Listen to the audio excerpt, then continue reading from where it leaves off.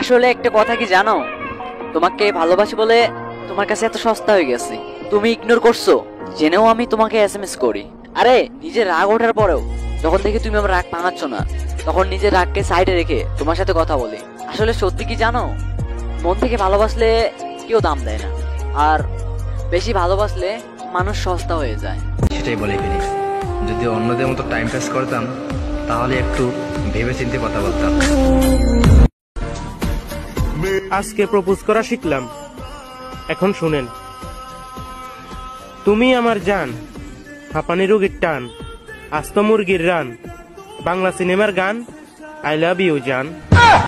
ছেলেরা মায়ের আঁচলে থাকলে বোকা, বন্ধু বান্ধব নিয়ে থাকলে গুন্ডা, বউয়ের সাথে থাকলে লুচ্চা, আর সাথে কেউ না থাকলে ল্যাচ কাটা। তাছাড়া ঘরে থাকলে অযোগ্য, ঘরের বাইরে থাকলে অবাধ্য। সমাজের কথা শুনলে ভালো, নিজের কথা শুনলে সবার মুখ কালো। কষ্ট পেলে খায় গাঁজা, রেগে গেলে হয় বাদশা, হেরে গেলে বালাৎকার, আর মরার পর চমৎকার। এত সিরিয়াস হয়ে গেলাম।